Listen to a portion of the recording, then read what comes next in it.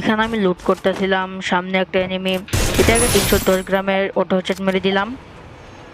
আমি কিন্তু মরে যাই, আমার টিমমেট আমাকে রিভাইভ দিয়েছে, তার কারণে আমি পিকের ছাদে রিলেন করছি।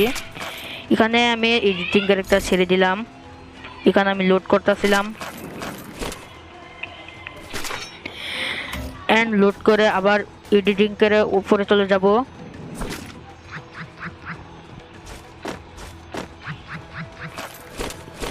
লুট করে এখন এডিটিং ক্যারেক্টার দিয়ে উপরে যাব, কিন্তু পড়ে গেছি।